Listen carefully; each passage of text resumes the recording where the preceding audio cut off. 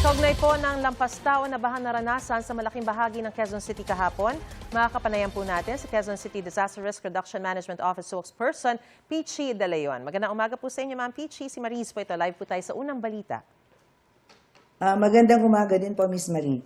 Una po sa lahat, ano po ang latest monitoring po ninyo sa mga lugar sa Quezon City na baha pa rin hanggang sa mga sandali pong ito? Meron pa po ba?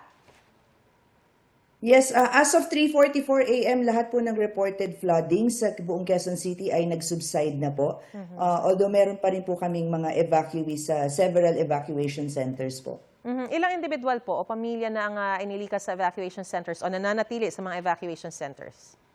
As of 4 a.m. po, we still have 3,170 families, totaling to 10,501 individuals po. So, ibig sabihin, marami-rami na rin po yung mga pinayagan na makabalik sa kanilang mga bahay. Safe na po ba?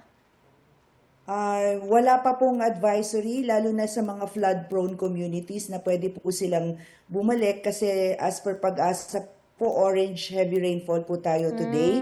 Kaya mas mainam po at mas maganda na magstay muna sila sa evacuation centers hanggat meron pong ma-assess po na safe na po sila to go back.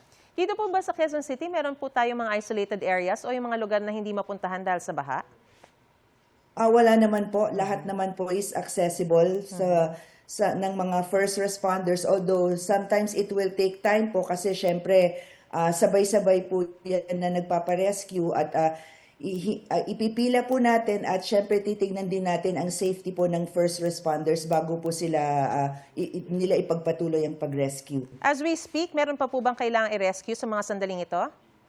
Wala na po. Lahat po ng ongoing and pending na operations ay done na po. At yun na nga, ongoing na flooding po is subsided na rin po. Kumusta po yung pagpapaabot ng tulong at ano po yung mga pangunahing kailangan ng mga apektadong residente? Okay, ang tulong po na naibigay ng Quezon City Government, una po nung lumakas yung ulan, nag-monitor po ang QCDRRMD, lalo na po sa mga vulnerable at flood-prone communities. At sa ngayon po, minomonitor po namin ang mga evacuation centers. Nandoon po ang City Health para po ma-monitor ang kanilang health conditions.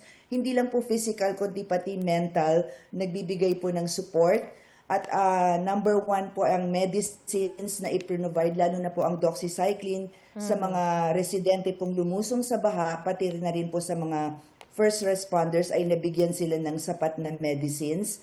At pati po ang city vet ay nandoon din po sa evacuation center para alagaan din naman po ang mga pets na dala po ng mga evacuees. Sa mga evacuation center po ba, may mga nagkakasakit na po ba sa mga sandaling ito?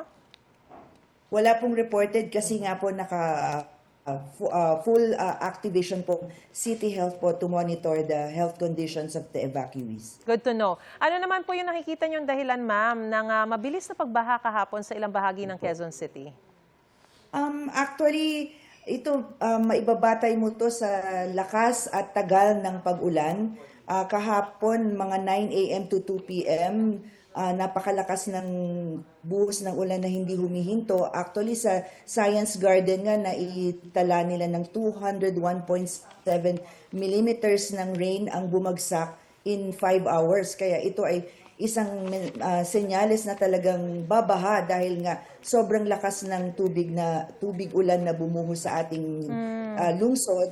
Kasama rin po dito yung mga vulnerable communities na yung sitwasyon ng kanilang drainage system at yung sitwasyon at condition ng mga waterways na napapaligiran sa buong Quezon City. Gumagana naman po at maayos na napapakinabangan yung mga flood control facilities sa Quezon City?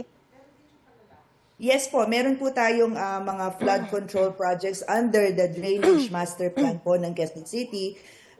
Kasama dito yung detention basins, retention ponds po na effective naman po kasi yung pinaglagyan ng mga barangay nito ay wala na pong reported floodings at minimal na lang po at wala ng severity at sobrang tindi ng pagbaha sa mga areas na yun. Actually, ngayon po ongoing ang construction sa G. Araneta Avenue ng another detention basin na part pa rin po ng Drainage Master Plan ng Quezon City. Ay, salamat sa Diyos. Maraming salamat po, Quezon City o QC DRRMO spokesperson Peachy De Leon, sa inyo pong oras at sa mga impormasyong binigay niyo po sa amin. Ingat po.